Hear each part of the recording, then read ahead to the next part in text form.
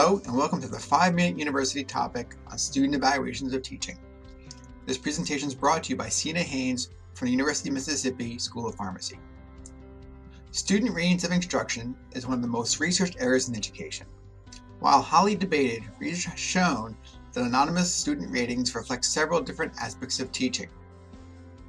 What research has shown consistently is student ratings of instruction are consistent over time, they correlate pretty well with trained observers, and do not correlate consistently with grades, course difficulty, or the age, sex, or race of the instructor.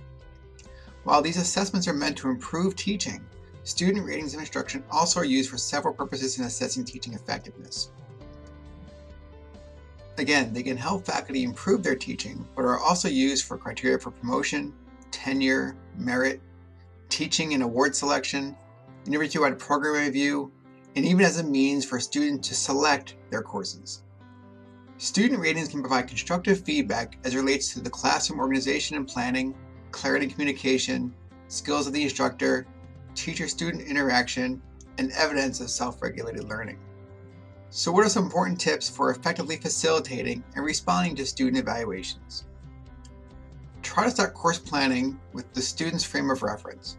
For student evaluations to lead to change, teachers must reflect on their beliefs and goals for the course, so it can be helpful to take a student perspective. If you're curious about a course-specific assignment or project, try adding 1 to 2 additional questions to the course evaluations, or do them separately on your own. Students' response rate can always be a barrier for interpreting results. Make sure appropriate time exists during class to complete this process. Research shows higher response rates when students are given class time to complete these evaluations. Reflect on the data. Specifically, what trends do you notice over time? Or what trends will you watch for more closely in the future? This is especially true within the open-ended comments. Within your course, can you identify what specific teaching behaviors have led to high course evaluations? Conversely, what may have led to lower ratings? These may be more apparent in the open-ended comments. Besides teaching behaviors, think about the instructional alignment. Are the assessments and course activities aligned with the course and individual class objectives? The disconnect can lead to lower learning and lower course evaluations. On a related note, course organization is highly reflected in course evaluations. So what can you do to increase student awareness about course objectives so they know what to expect, or even course information and organization so they know what to expect during the course of the semester? Now, some of these tasks may require help. Can you identify a colleague or a mentor administrator who can help assist you in finding best practices? And sometimes you might need to go to outside of your unit for help. Ask yourself what other resources are available on campus or within your discipline. Showing the students that you value their feedback. Consider reviewing key points from your teaching and course evaluations from last year and how you plan to make these changes this year according to the feedback. 2 final tips to consider. Sometimes we can take student comments personally.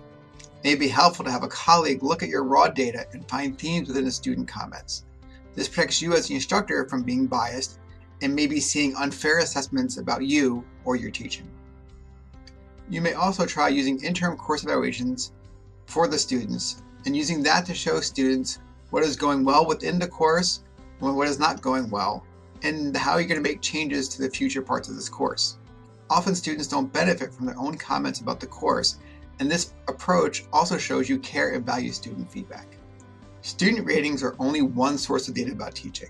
No single source of information can provide sufficient information to make a valid judgment about instructional effectiveness. It should therefore be one component of triangulation approach to generate data, which may also include peer observation, self-assessment, and student ratings. This concludes our time for 5-Minute University. After completing a short survey on the next page, you can access the handout full of great resources to get you started with your course evaluations to improve your teaching.